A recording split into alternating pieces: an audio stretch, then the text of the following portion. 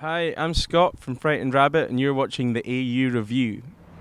And I spoke to you earlier in the year about the record, so we won't go too much into detail about it now. But since I spoke to you about the record, Yeah. it has actually been released. Yeah! And we've got it in our hands. The booklet of the record is something quite unique. Can you Yeah. talk a little bit about the aesthetics behind that? Well, I worked really closely with the guy who had been designing.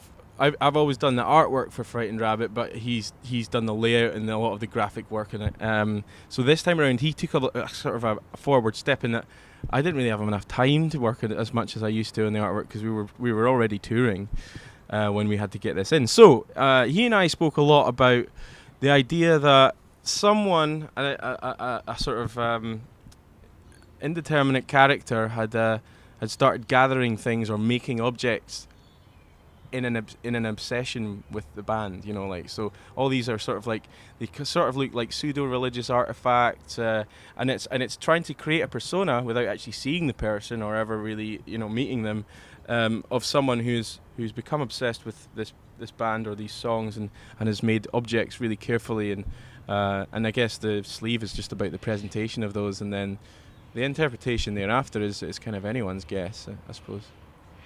You start. It's like you're cataloging your songs as part of that. Yeah, that's it. There's supposed to be a filing system in place there as well. Like Dave's got a great line and kind of pastiche of kind of these quite mundane modes of design, you know. So it looks like it could be just a part of a filing system from a library from the 70s or something like that. And that's he's done it incredibly, way better than I could have done it myself as well. So yeah, it's supposed to kind of like be a peek into a world, a creepy little world perhaps, of someone who's cataloguing everything. Yeah. Is that a theme that you might continue, or do you think this is very specific to this point? It could be specific. I think you never really know where the artwork's going to go until you make the record. And this one just felt right for this, you know, like with the album being called Pedestrian Verse, it lent itself to kind of chaptering things, and it just felt right. I don't know where the next one will go, but each one has to be a fresh start, I think, and taken on that from that basis. Yeah. I imagine it's going to be a while before you get the chance to do that again. Yeah, we're gathering bits and pieces. I think you know, at the end of this album, I'd also like to try and start doing more collaboration and maybe branching out into solo stuff. So you know, I don't think it's going to be that soon for the next. But I don't really need to think about that right now. We only just released this one, so yeah, we'll see. You've got a shitload of touring to come. There's a hell of a lot of touring, and we were just looking at it on our phones yesterday.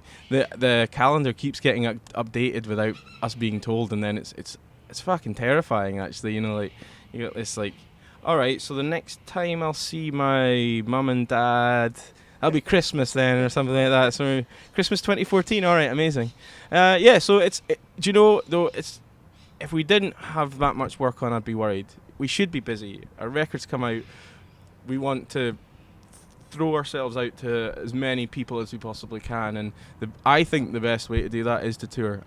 It's the old-fashioned way, and it's the hardest way, and it's exhausting, but it's just the way that you earn a fan base and that you keep a fan base as well, you know. So we're willing to do ourselves. I'll have all sorts of ulcers and organ defects, I'm sure, as a result of this touring, but it will have been worth it. Half of which probably from South by last month. Aye, yeah, that did untold damage. I don't even know. That's gonna really come back and bite me.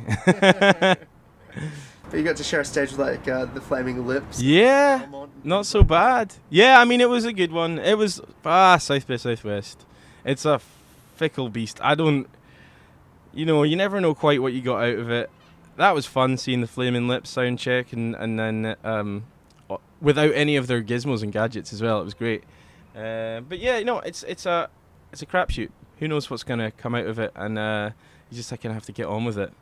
So I would happily skip it next year, though. I think this is one on, one off is fine. Yeah, that works well. Yeah. Do you find there's that you're having more presence in America with this release? Yeah, we've always done okay there. I think we've been touring there from the very outset, rather than having a experience with a lot of the British bands try and break Britain and then go over to the US and try and do the same, and it doesn't work out, and they come back with their tail between their legs. We just did it from the start, in tandem with the UK, and then it seemed to work out for us a lot better than it did in the UK when we were in the US. So we've got a solid fan base, and it's definitely kicking off with this record. It seems to be sort of people are taking it on board, and which is nice to see.